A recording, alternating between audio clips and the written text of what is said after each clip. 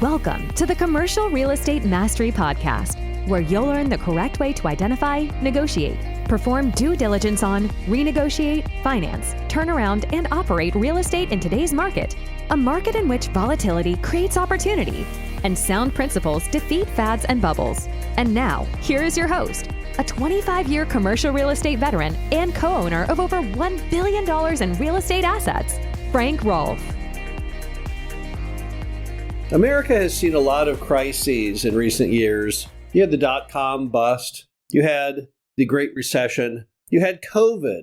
It seems like we always have these things popping up, these giant issues, problems, recessions. And when those occur, you have two things you can do. You can either curl up in a ball and give up, or you can get out there and fight and make money using that crisis as a tool to financially profit from it. Now, in the world of commercial real estate, there are many, many different examples of people who took a perfectly good crisis and made it into a huge opportunity and a huge win for them. One was a guy named Don Carter. Don Carter, rarely hear his name today. His mother owned a small business, not small, it was larger. It was called Home Interiors and Gifts. They sold hokey things like brass unicorns and things in a mail order catalog. But when the savings and loan crash happened in Texas, what did Don Carter do? Don Carter surveyed the situation and thought, wait a minute, there's got to be some way to make money in this mess. So he started buying these almost completely vacant office buildings, something that nobody else did. So he would buy an office building that might be at 20% occupancy, and he would buy them from the federal government because under the savings and loan crash, the government took a lot of these foreclosed real estate assets and then tried to get rid of them, literally on a penny on the dollar. So Carter became a very liquid buyer of these office buildings. Why? Why would he do that? Well, because he figured that ultimately the occupancy and the rents would come back. But there was a moment when people thought, oh my gosh, that guy is crazy. He was buying office buildings. There was so little demand for the space, they started using them for self-storage. What happened? Fast forward years later, these buildings that were 20% occupancy were now suddenly at 85% occupancy. These rents, which had gone as low as $5 a foot, were back up to $30 and $40 a square foot. He looked like an absolute genius because he knew that he could harness the power of that crisis to make money. And we all have that capability. But what separates the good investors from the bad investors is the bad investors just give up. But the good investors realize this is the moment they've been waiting for. This is their chance to buy things cheap. Now, the first thing you have to know about any crisis in world history has been ultimately the economy recovers. It happened in the Great Depression, Texas savings and loan crash, dot-com crash, oil embargo of the 70s, Great Recession. We've seen it over and over again, even COVID. We all thought in COVID that, oh gosh, it's all over. The world is ending, but it didn't. It never ends. We just have these little pockets of misfortune where things go way down, but then they gradually or suddenly come back up. So a crisis is not a permanent feature. But what happens during a crisis is you have a huge write-down on asset values, massive write-down on asset values. And that is your ability, your moment, your timing to strike when you can buy things for a penny on the dollar.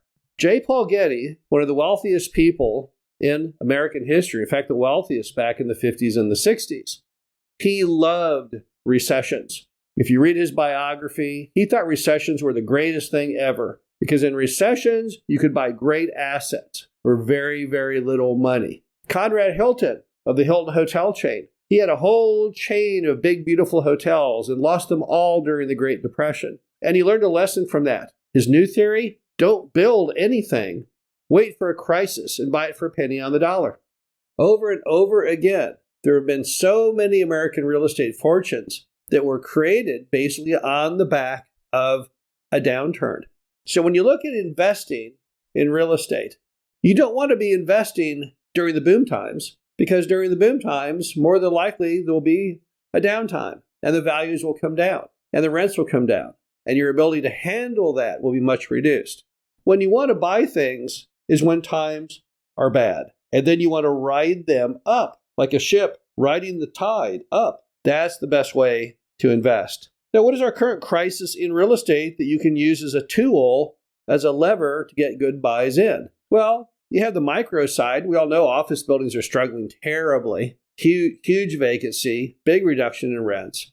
And that may never be solved because the problem is today, most companies have some percent of workers working remotely. But on top of that, you have the simple issue that the modern human has given up. They don't really like or treasure the concept of working in a building far away from home. And many businesses like this change because it saves them the cost of the office space. Retail is also in trouble because most consumers, myself included, buy most of what I buy today online. Why should I bother going to a store and buying a dehumidifier and lugging it out to my car and then lugging it back to my house from my car when I can buy the same darn thing on Walmart.com or on Amazon.com and have it delivered to my door? And most everyone has now figured this out. So the retail landscape, strip centers, malls are doing terrible. I was in a mall just yesterday. I've never seen so many pop-up shops. They literally can't give the space away now. So anyone can open a t-shirt shop in what was formerly Class A blue chip mall as though it is some kind of garage sale. So retail's in trouble.